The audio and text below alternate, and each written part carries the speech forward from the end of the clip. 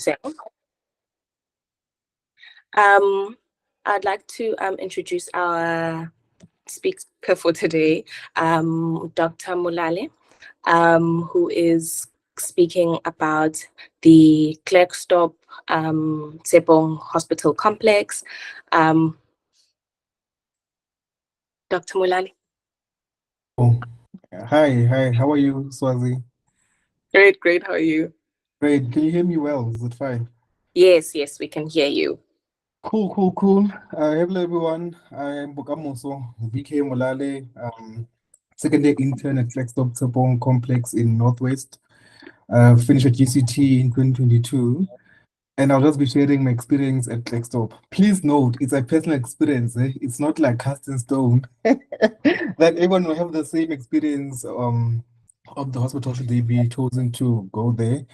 I have a mini PowerPoint presentation which I just prepared just now, which we can work through just to ensure I cover all the points. And then in the end, I'll let you guys ask questions, or I don't know how Swazi will want to run the whole thing. I also told her that I will share my cell phone numbers and contact with you in the chat, so you guys can chat to me more if you're interested in coming to Klerksdorp. Okay. So are we ready to start, Swazi?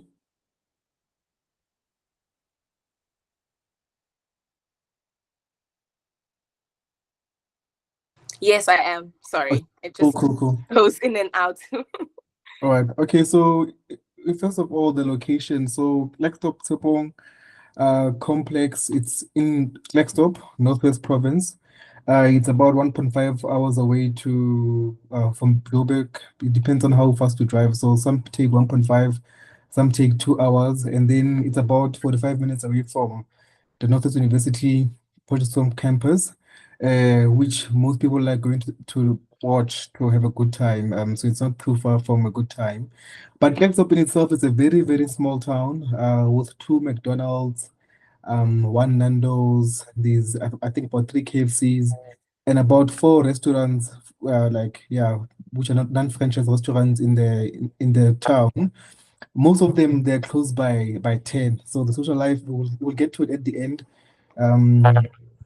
It's not so great in terms of social life.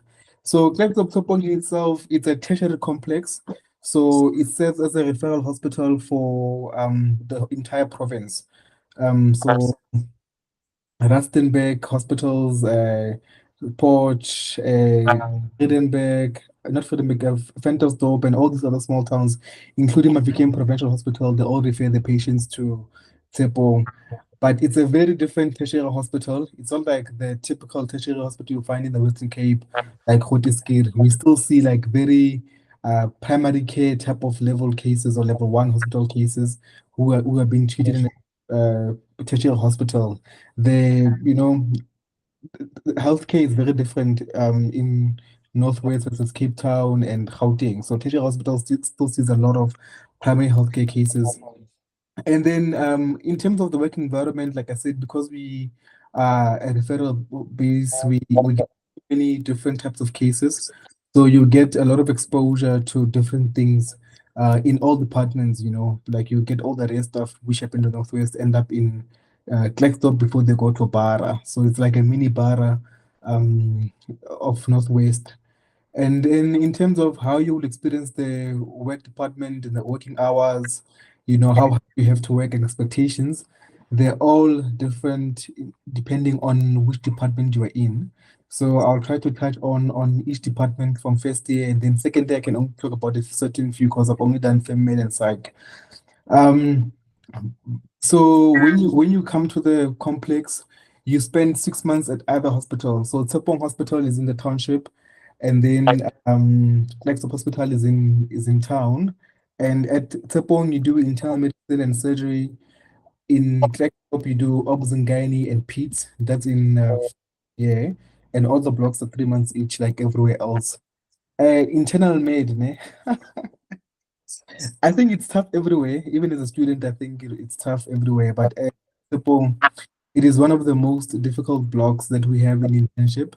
And I'm not saying anything to scare people away. Klerksdorp is a very good place to do. for me, I think I've learned a lot, grown a lot. I don't think I would be able to grow as much in another place. I mean, I talk to people in other hospitals, and I think my experience in some aspects can be superior in terms of academic work and learning and practical work.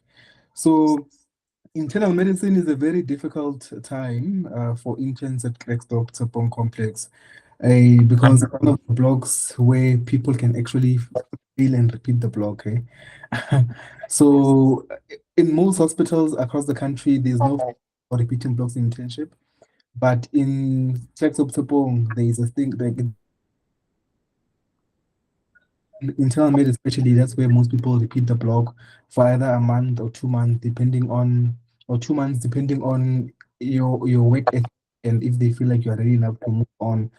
But people don't just fail the blog. You can fail because of not doing your work properly, not carrying out the tasks which are given to you, or maybe missing work for more than a week. If you're sick, you will end up repeating a month in internal medicine. Um, Internal medicine is divided into multiple wards. So you have the admission wards, which is what 4 and 10. Then you have the back wards, which is so you spend 1 month in the admission wards, which is quite intense because you see all the admission patients. But I think that's the best time you might have in internal medicine. And then you spend another month or two in the back wards. Sometimes you are lucky enough to end up in the same ward for 2 months, or unlucky, depending on which ward you get. So each ward is really the same type of patients. There's a male ward and a female ward, but you see the same type of patients. You start work at about 7:30, 7 in the morning, and I've seen people this year leave work at about 6 o'clock, 7 o'clock at night on a normal day. Not on call, eh? Not on call.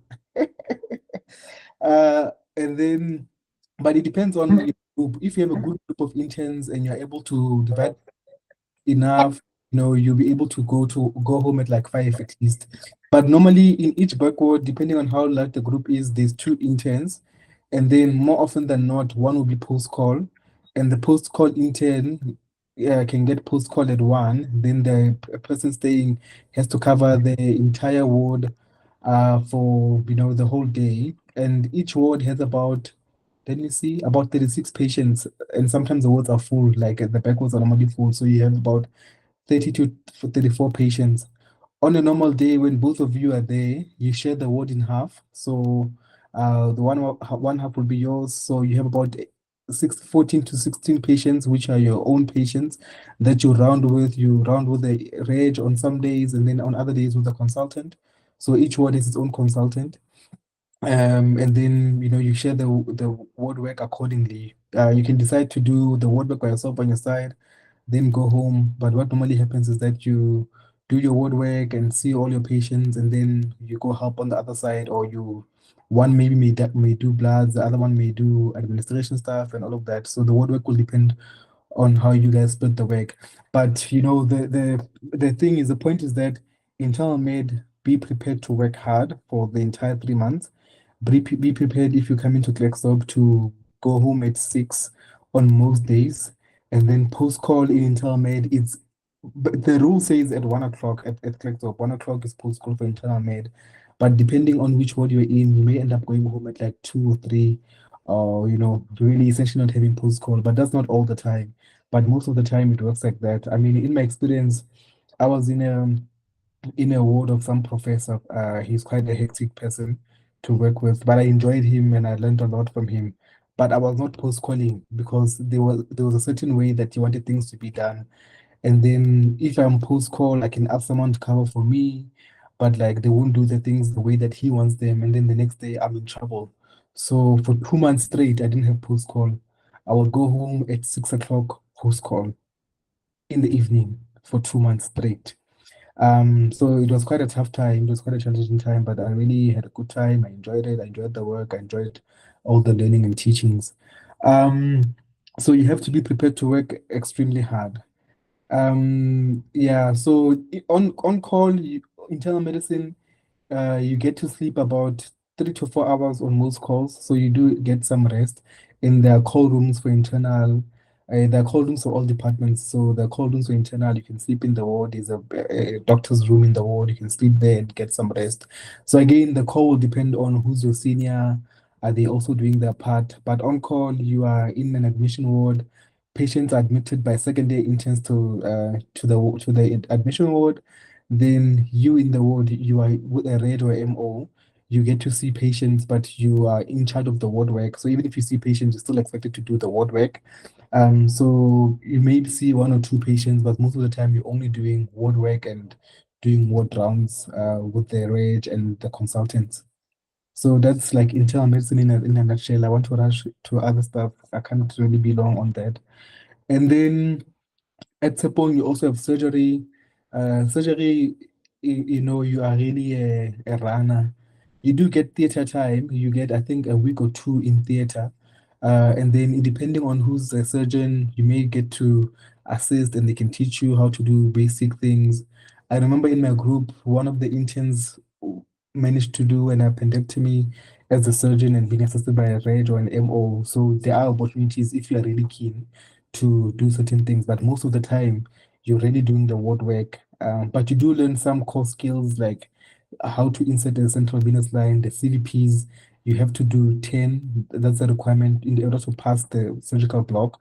And then you have to do about 10 ICDs. So in terms of surgical training, you are able to do the basic surgical stuff like emergency care when you are done with the rotation. The consultants are really nice. They're really, they're there for you. They want to teach. The teaching is not always so great, but they do want to teach, so it's not that bad. The days in surgery, it also depends. In the first month, you start early. I think surgery you start early everywhere. So you come in at about 6, half past 6. You have every day, like there's a handover meeting at half past 7. So they expect you to see your patients by half past 7. You have to be done seeing your patients because after the intake meeting or the handover meeting, you go do a ward round with either the consultant or an MO or a reg, depending on the day. And then after the ward round, morning ward round, you do your ward work from the round. Then later in the day, you have a second round, which is just a working round, like it's a PM round where they check if the AM stuff has been done. They check on the patients who came back from theater if they're okay, and then they can add more ward work. So depending on the PM ward round, can end up going home at like on average 4:30, 5, but sometimes you can end up going home at 6 depending again on the size of the internship of the intern group and how you guys divide work and how many of you are in the ward. So surgery has 3 wards. The ward 5 is a burns ward, and then ward 8 and ward 15 is a male and female ward. They're all mixed, like there's a colorectal surgery, there's all the types, just gen surgery, really. There's no specific department or like subspecialties. It's just it's just a general surgical ward. But we have subspecialists. We have a hepatobiliary surgeon, we have a vascular surgeon, and we have a cardiothoracic surgeon who are the consultants of those departments. So we do get multi-different exposure. Um, as a tertiary level, I think we do have interesting cases that we see. There was one heart transplant which was done this year, like with the first in the Northwest, was done at Tshepong this year. So it's quite they do try to do different things, but like really in surgery you just see the same patients. The word is not like the work is not bad, but you do have late days as well.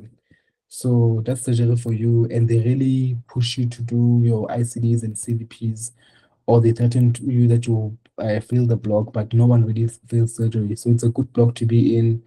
Um, you learn a lot about burns because there's a burns unit there, and you get some exposure in casualty as well. Where in casualty, when you're on call, you're on call in casualty. You see the patients first in casualty. Like we, the secondary interns, when we do FemMed, we're in casualty, so we see patients first, then we uh, send them to different specialties, either surgery or internal, or yeah, surgery or internal, and then orthopedics. So then, if you're the surgical intern on call, you see the patients that we refer to you first before you consult your MO or the reg on call. So you manage the patients, stabilize them, and then you call for help. But I mean, you're never really alone because you're in casualty with other people who have experience. So they wouldn't like let you handle a gunshot abdomen alone in casualty. They will help you until your senior comes. But generally, you just see all your patients first, and then you present to the senior. Again, the call will depend on who you're on call with, the seniors. Then on some days, you do your calls in the back ward. So you'll be in the wards, ward 8 and ward 15 and ward 5, and then they'll call you for the stupid things like trips at night and all of those things. But essentially, when you are on call in the wards, you are there to prepare the patients for surgery, for theater. So you have a theater list, and then you run around with it and prepare the patients for the next day. Make sure everything's done, consent, bloods, guesses, correct the correctables and all those things. So that's what you do when you're on call in the back wards and in casualty. So post-call surgery is 11 o'clock. When you're post-call, you do the ward work in the neurosurgery ward. So there is a neurosurgery ward, but you don't really work there. You don't really see the patients. You only do your ward work post-call. Like you join the round and do your ward work, and you end at 11 or 12, but the standard time is 11 o'clock for surgery. So surgery is a bit better. The best time in first year is in obs and gynae and peds in Klerksdorp because there you have more time. So obs and gynae at Tshepong, at Klerksdorp Hospital, I really enjoyed it as well. You get enough exposure to all the basic emergencies. You get theater time because when you're on call, I think there's 3 people on call. One of you will be in the casualties, one will be in the labor rooms. Yeah, during the week, there's only 2 people, one in casualty, one in labor rooms, and in the in the antenatal ward, ward 4. So you're there for emergencies ready, you check CTGs, you insert drips, you see patients in the labor rooms, and then if there's a C-section, you go to theater to assist. It depends on how you guys want to use your call. So what we used to do when I was on call was the other intern would take turns at the theater case. So if you go for the first case, one will go for the second case, and that's how we did it. And then they do push you to cut 10 C-sections. We're all expected to cut 10. You can get away with cutting like 7 from skin to skin or 5 skin to skin, and then you still pass the block. But they try to push you to cut 10, but I don't think I know anyone who has cut 10 by themselves. Like you maybe have closed 10, but not cut all 10 skin to skin. But again, depending on your interest and on your seniors, you may get the opportunity to do a lot of cutting, but you do get enough theater time because on call you get theater time. And then also during the block, you get 1 week where you just do theater. And then you also cover the gynae ward, ward 5. So obs and gynae, it depends on where you're working during the day. So like during the week, if you're in ward 4, you guys would go to the meeting first, then you start at 7:30, 8. Then you go to the wards at like 9, you see the patients, then there's a ward round, then there's ward work. When you're done with ward work at like 2, 3, you can go home. So in obs and gynae, I think most days you're able to go home at 1, 1:30, 2:30, depending on which ward you are in. So obs and gynae is a really, really good time. And post-call, you get to do post-call at 10 because post-call, you go to the head of a meeting, you present the cases. So in most of the departments, the interns are the ones who present the admissions, and then you get grilled in the meeting as if you were the one who was making all the decisions. But I guess it's all for teaching purposes.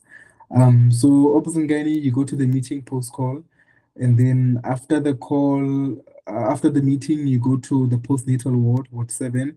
You see all the postnatal mothers, and then you have a mini ward round with the MO. Sometimes they don't round. Then you get to go home. So most days you get to go home at 10, 10, 11. On weekends, you go home when you're done with postnates. There's no ward round. You decide what happens with the patients. You discharge patients if you think they're fit for discharge. But obviously, it's really senior cover. You can call people if you're unsure. But most of the time, you get to go home at around 8:30, 9 on weekends. So obviously, again, is a good time. Okay. Right. And then Pete, Pete is also one of the hard blocks. You are expected to work there. Work starts at 7:30 with the meeting. Then you go to the ward. There's a general Peds ward, ward 10. Then there's an neonatal ward, which is ward 3, and there's a Peds OPD. So you guys will be divided in those different wards and OPD. Each week you change the ward that you're in. So OPD, you go home at 4 or after 4 every day when you're in OPD. But some days are good, and then only one or two people stay as cover people. And then Ward 10 and Ward 3, you can finish early, but when you're done with Ward 3 and Ward 4, I mean, Ward 3 and Ward 10, peds and neonatals, you have to go to the peds OPD to help. So everyone leaves work at 4, including the MOs, the reg, interns, and some of the consultants. Everyone leaves at 4. When you're done in your department or in your ward, you go help in another department or ward. Peds is also, yeah, like I said, it's challenging. Weekends sometimes there's no post call, like you leave at like 1 2 because you do a post intake ward round on weekends. You do a ward round the in ward 10, the ward 10, yeah, the general peds ward, and then after that you do the ward work of the all the new patients that you admitted, and then sometimes you also have to join the ICU ward round. But most of the time, you just do the ward 10. You wait for the consultant to come. So some consultants come at like 10, some at 11. Some are really nice and come early in the morning so you can get your ward work done and go home.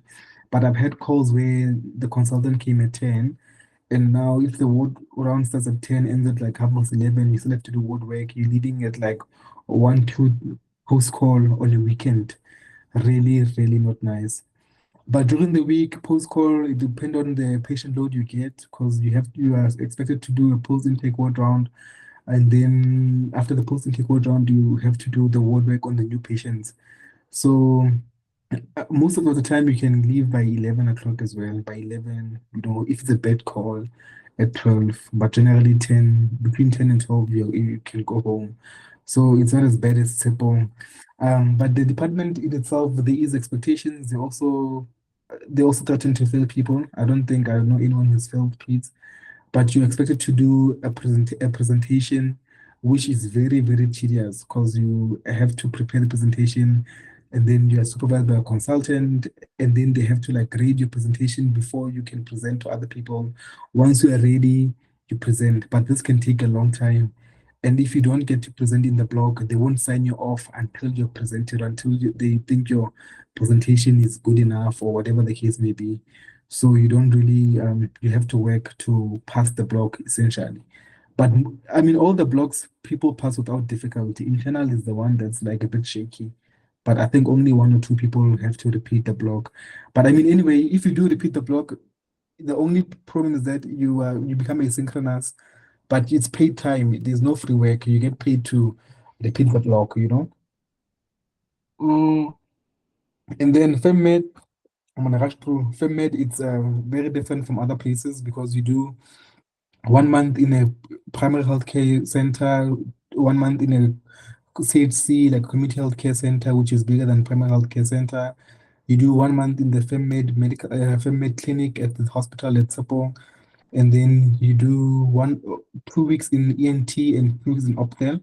In other hospitals, you don't get exposure to Optel and ENT, and then you do 1 month in casualty.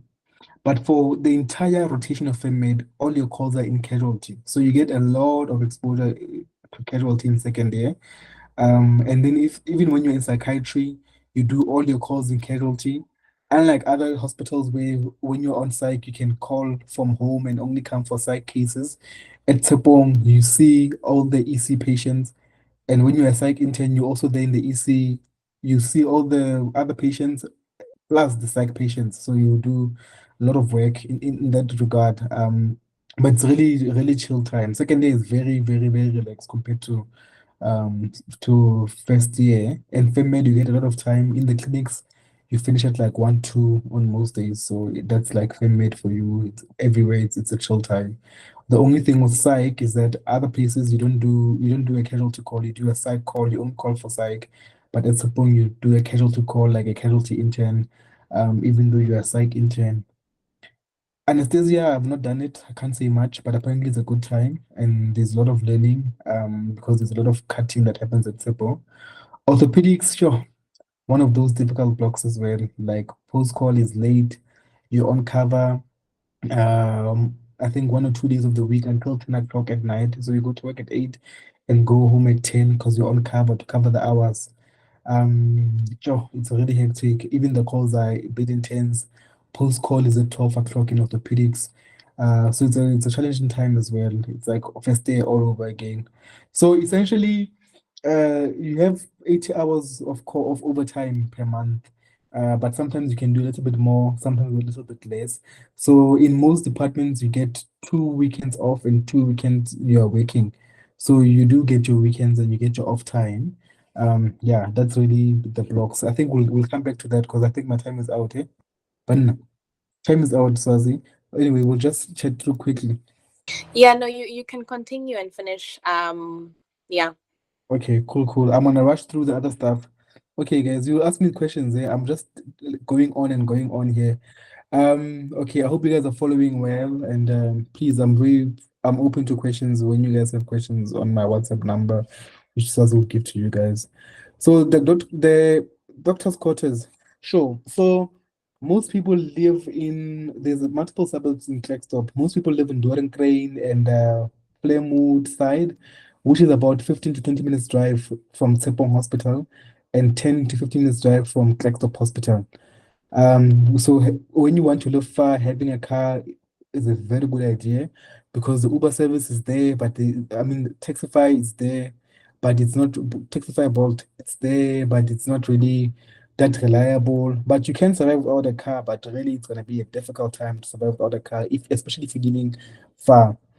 If you have no car and you not want to buy a car soon, staying at the DQ may be a good idea for the first few months. The DQ is near Klerksdorp Hospital. It's like a 2 minute walk from Klerksdorp Hospital to the DQ. So it's very convenient in that respect. And it's about 10 to 15 minutes away from Tshepong Hospital. So you can make a plan in terms of transport if you have no car.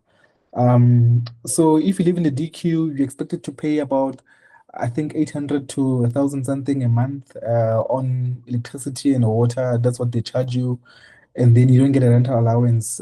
For us who don't stay in DQ, the rental allowance is about 2,500 rand a month. So for me, where I'm staying, I wish I had pictures. It's an okay place. I'm paying 4,300 rand. So the minus the 2.5, I'm paying essentially about 1.8 or so, like almost two. I mean about almost 2,000 per month for my rent if I minus the rental allowance. So staying in DQ didn't make sense for me. So the DQs are flats which are divided into like these flats where there's two people and some flats have three bedrooms. So you share the kitchen, you share the lounge area. As you can see, there's a lounge with old furniture there. Yeah, so you share the kitchen and the lounge. It's really not fancy, but it is clean and people can live there. I never stayed in DQs. I can't say much about it. But it's not fancy, as you can see in the pictures. I don't have a picture of how it looks on the outside, unfortunately, but that's how it looks. You can see it's a bit old and worn out, but it's clean and people do stay there. You're allowed to stay there for about a year. The reason why I didn't want to stay there was because when I went there to see it the first time, it really didn't look as clean as on these pictures. It looked a little bit dirty, especially like the shower. As you can see, the shower is a bit, not really well maintained. So I didn't stay there, but most people do stay there and they have no issues with staying there. In terms of safety, it's access controlled. The gate is not access controlled, but the building is access controlled. You have a pin to enter the building, but of course the pin goes around everywhere and other people also have it. So there has been 1 or 2 incidences of people losing their stuff, like people breaking in and stealing stuff in the DQ while you're at work. And again, sharing the space may not be convenient because some people make a noise and like some people are dirty, so you don't really have control of what people do. And you guys have to come up with some type of way of keeping the unit clean. You can hire someone to come work and clean for you guys, or you guys can have a way of working together and cleaning. Of course, the females, I think, stay by themselves and the males stay by themselves. So each unit is like females and then the other one will be males and all of that. Um, but that's the pictures I have. I can find more and send to those who are interested. But the DQ is it's not terrible. I mean, generally all over the country, DQs are bad. So it's not really super, super, super, super terrible. But accommodation in Klerksdorp is not that expensive. If you have a car, You get a rental allowance, get your own accommodation. I can also share, contacts of where to look for accommodation for those who are really keen on to come into Klerksdorp. The salary, before tax, we get paid 68,000 rand, 381. That's what we get before tax. And bloody SARS, we end up with 49,000 rand. So the tax about 18,000 per month. Of course, in the second month, no, in the first tax year, you guys will get a lot of money. I think about 27,000 rand as a tax rebate. If you have not worked before, if you are working before, you may get less. But most people get about 20 to 27,000 rand as a tax rebate in the first year of working. And then the only additional allowance we get, it's the 2.5. That's what we get as a rental allowance. Otherwise, there's no other allowances. So essentially, your salary ends up being something like 52,600 or 52,400 rand a month. That's what we get in Klerksdorp. Some places don't get this rental allowance. I know Sobukeng, apparently they get a rental allowance of 6,000. Apparently, I'm not sure, but that's what I've heard in the streets. And then some other places they don't get this rental allowance. So it's a privilege that we have at Tshepong.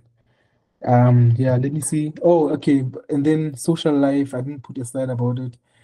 Guys, social life is difficult there. Hey, there's not really a lot of social activity happening in the area.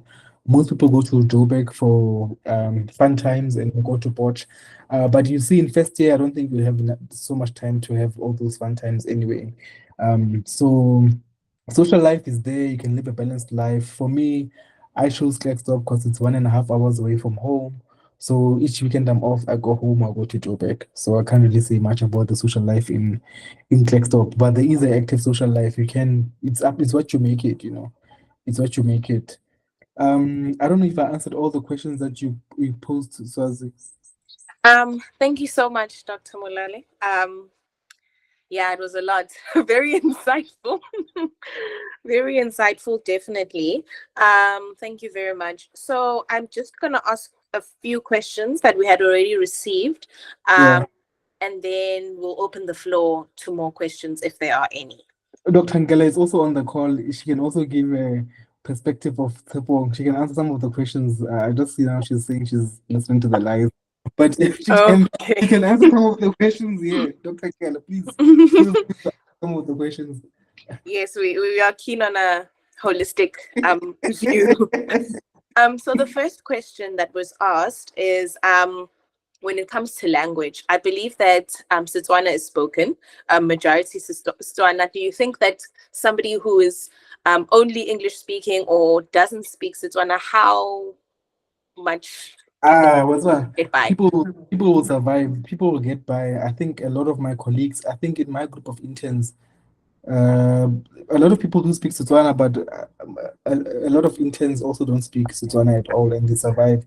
So the language barrier, of course, it's nice if you speak Setswana. That's why I moved to Northwest because I'm Tswana, and I knew this would make life easier. But the language barrier, there are nurses to help you, and your colleagues can help you with translation. And most patients understand English, but there is that language barrier. It's there, you can't ignore it, but it's not that severe. Of course, I speak from privilege, so I can't really say much about the language barrier. But there is a good percentage of people who are working there who are non-Setswana speaking, who speak only English and Afrikaans, and they're able to survive well. Yeah. Okay. So the next question is on when you're talking about that. So firstly, you did mention that you do get a lot of exposure, but are you able to get in on procedures, or is it more ward work, admin kind of thing? In terms of it depends on the department. Like obviously, I can get procedure experience, but procedures in obs and gynae it's C-section. There's nothing else. I don't even get to access in gynae theaters. Only exposure to C-sections in theater, and you can also do that. Surgery procedure based. You do a lot of ICDs, a lot of CVPs. Also in theater, you don't really get to do much. I think I've helped close once or twice. Yeah, so it depends again, like it's on interest. If wherever you go, just make sure that people know what you like. If you like surgery, make sure that place we can get more exposure to that. But yeah, you get exposure in terms of like the patient population is very variable because we see a lot of primary care cases, basic stuff, and quite complex cases which end up going to Bara as well because we're a referral center in the Northwest. Oh, okay. Okay. Thank you. And the last question on this side, but there are more questions on the chat, is Yeah, what would you rate your experience overall? you can see I'm smiling. I'm happy. But not most people are happy. Not most people are happy. But I'm happy because I get to go home. I think maybe that's why. But I'm very happy with the experience that I've gotten so far.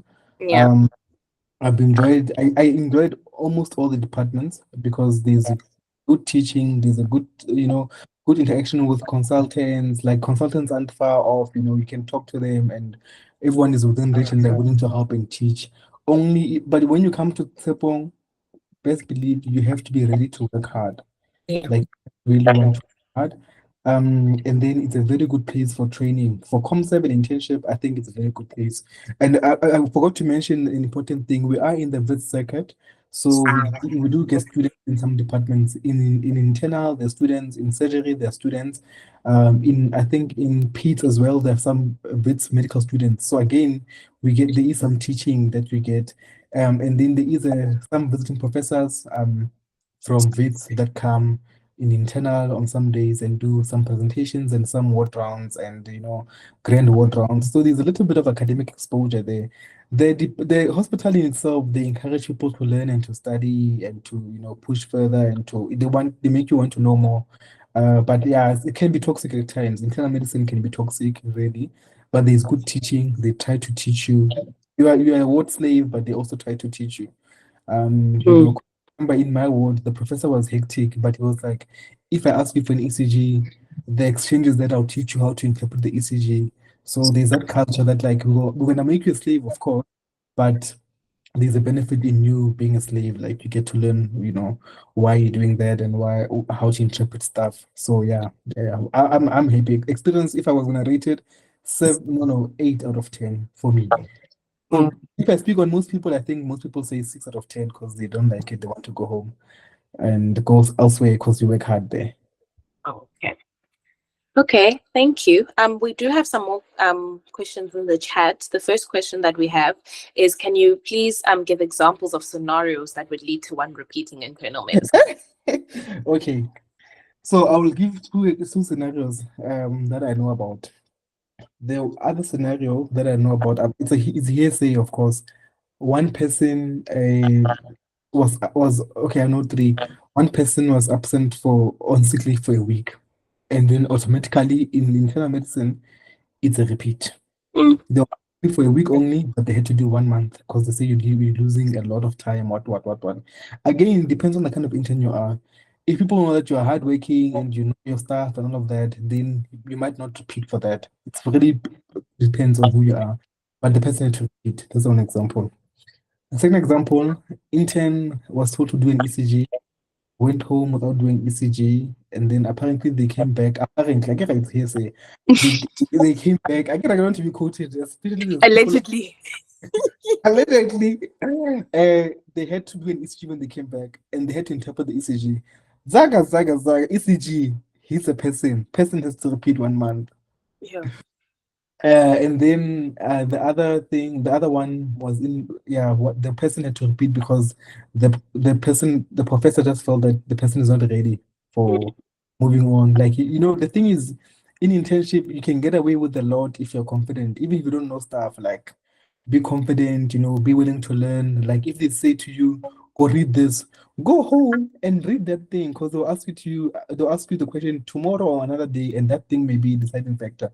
But like they're repeating most of the time, not all the time, most of the time, it's really if you're really, really struggling. So it's really for your benefit. They don't make you repeat for the sake of spiting. Dr. Ngela, I don't know if you agree with me, but I don't think they make people repeat because they want to spite the person. They make you repeat because they want you to they threaten you, so because they want you to do your work and they want you to learn. And if you're really bad and you're not cooperative, they make you repeat. Remember, part of being professional is putting your weight and doing your part. So if you're not going to do your part, it'll make you repeat. So last year, in the whole year, Okay, in the first 6 months of the year, I only know two people who repeated internal medicine. So it's not like on the broad scale. I Mm. know out of like a group of how many? Out of a group of 40, yeah, people who repeated internal medicine. So it doesn't happen a lot. Yeah. And you also have to do presentations in each department, eh? Obs and gynae, not everyone has to present, but you maybe unfortunately have to present. Medicine, you have to present. Surgery, you have to present. Peds, definitely they don't debate. You present. If you don't present, you don't get signed off. And then yeah, internal you have to present obs and gynae surgery. And what else? Yeah, all the blocks you have to present in first year. And even in second presentations all the time. So it's academics, it's a big thing in Klerksdorp. Yeah. Okay, thank you. So, okay, there is another question that says, someone told me that at Klerksdorp you get paid twice in a month. I wish that was the case. We'll all be flocking to Klerksdorp. That's a lie. That's a lie. Well, that's an unfortunate lie. We were Oh, hoping but to hear. We were hoping to hear other things, but okay. okay, we accept that as well. One last question, before opening to the floor is that we're on calls, and in the ward generally, how many interns are there at a time, and generally how much is on you individually? Not a lot. Here's the thing. You individually, I mean, what is on you as an intern is what work. And making sure things are done, making sure patients have their drips. As an intern, you don't really take responsibility for certain things happening. Like when patients die, it's not your fault, you know. But on call, like it depends on department. In Peds, during the week, there's two people on call, and you're generally in casualty on call during Peds. One is in casualty, and then one will be covering the C-sections. So you're the first person, the first Peds doctor to catch the baby, the newborn C-section babies, and then even barking, the NBDs who are complicated, you will see them first before you call the MO, depending on the case. There's two people on call. One will be in casualty. One will be running around in the labor rooms and in the C-section or theater. But generally, you are based in casualty. You only go when you're called to theater. Whether the spinal is in, you have to go catch the baby. That's what you do in. And then during the weekend, you also see the ward patients in the morning. And then there's two. And then even in medicine, there's two on call, but one is in the female ward, admission ward, and one is in the male admission ward. And then there, like I said, guys, you do ward work. So the reg generally sees the patients. We secondary interns are the ones who admit. Secondary is a bit tough there because you decide if you're admitting or discharging, and then you admit to whichever ward. Then the reg in that department in internal medicine will see the patients, and then they will tell the intern what is the ward work. But you have to see at least one or two for yourself. But you still end up doing the work for your patients and for the patients that the reg. And then post call, you see patients, you do a ward round, and then you do the ward work as well. On weekends, even on weekends, there's still two people on call in in surgery, weekends is two in casualty and then one in the backwards, preparing patients for theater and finishing off ward work and following up on red flags from during the day. Then one in the casualty, seeing patients as they come in from the casualty officers, which is secondary interns. And then in Peds also weekend, I think there's three over the weekend because you have to see the ward. You have to see ward 10 uh, on weekends. So there's three people. You come in the morning and you see patients, and then the post call people only see the post call. They present post call, and they also help seeing the ward. So one of you will go to casualty, one will cover CC, and one will help in the ward to see patients so the ward round can start. Because the ward round on the weekend is not only on post intake patients, it's on all the ward 10 patients and all the ward 3 patients. So you help see patients in the morning and then you cover. But normally in Peds you're on call as a group of 5. So it's 3 interns on the weekend and an MO and a red one or 2 MOs. One MO covering casualty and ICU and one covering ward 3, which is the neonatal ward and the neonatal ICU. And then even medicine you follow the reg, and then in surgery also group of 5 on weekends, 3 interns on call, 2 in the wards, 1 in the and then an MO and a reg. Yeah, that's basically how the work. And then in second year in the EC in the emergency department, there's about 6 people on call, so to be MOs or MO in a reg, and then 3-4 interns, one of which will be a psych intern. Psych intern, you see if they come in, but also if there's a psych intern, someone comes in manic, they're like, hey, psych intern, psych intern. Then you have to stop seeing time and go see a psych patient, then go back and see the patients. Yeah, so basically that's how it works. Okay. Mhm. Thank you. So there are two there are two more questions in the chat. So the first one is, how competitive is it getting a placement at Klerksdorp? If you put Klerksdorp there, you'll get it. If you put Klerksdorp as an option, you're going to get it. That's what I've experienced with most people. A lot of people that I know put Klerksdorp as number 5, you know, they got it. They got it. Yes. Most people who are there also didn't put Klerksdorp there, they still got it. So it's not too competitive. But I mean, as you know, me, I like Klerksdorp. So maybe speak to other people as well who don't really like it to get a good perspective. I put Klerksdorp as number 1. So please take my review with a pinch of salt. Eh? If someone wanted to be there, I knew post call was at 7, 8, and I still went. And the last question in the chat is, how does taking leave and or holidays typically work? So leave 22 days in a year. You go on, the leave is divided in like 4 weeks basically. So each block you expect to take leave of a week. You get the weekend before your leave off and the weekend after your leave off. So you get 10 days of leave, but I get the don't count. So you get 5 days, but you get the weekend before and the weekend after free. And then most people, when they're going on leave, they're post call on the Thursday. So which means the leave starts on the Friday, but it counts as part of work. So that's how the leave works. So you guys will see when you come to Clark, if you come to Klerksdorp, I think our leaves were sorted out by, in first year, I think by December, before we even went to Klerksdorp, I already knew all my leaves for the year. Yeah, that was crazy. But anyway, yeah. So the leave is like that, even second year, but you take a week. In second year, you are able to take 2 weeks in FemMed, but your leaves are still 2 days. And then if you don't take all your 22 days in first year, you can take them before the first half of second year finishes. But I mean, the leave will depend on the entire group. You can't go on leave anytime. You guys will choose who's going on leave when, and then that's how it will happen. Holidays are taken as, I don't know if they're asking about public holidays, but anyway, holidays are part of, it's like a call. It's like a weekend call. If it's a public holiday, it's a weekend call. If you're not on call, you don't come to work. Okay. Okay. Thank you very much. Is there anybody who would like to ask questions? Like, put up your hand. I'm gonna put my number in the group in the chat so long, eh? Okay, thanks. I'm on leave. I may respond after hours because I'm enjoying my leave. But anyway, yeah. Anyway, but please, We if you're caught you coming at a good time. if you come into Klerksdorp, please, guys, text me. I'm happy to assist, and I can give you a number of someone who hates the place, so they can give you a better perspective as well. But I mean, there's no way you will know everything. Most of the things you will see and experience when you go to a place, so you can't be really prepared for everything in a place of internship. Any more questions? Going once, going twice. Raise your hand now, forever hold your peace.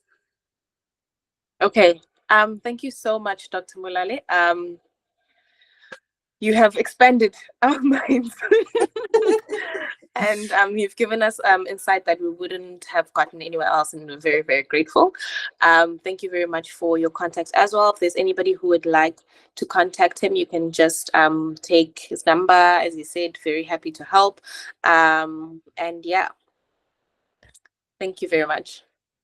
Cool. Thank you. Thank you. Hope to see you guys at Klerksdorp. I want to stay for COM7 as well. That's how good it is for me. I'll see you guys next Glad year. you're having a good time. Okay then. Okay. So we're just going to wait for 5 minutes before starting the next session. And so, feel free to grab some water or something, and the next session will start at 7 o'clock. I'm off. Bye then. Thank you. Thanks. Bye.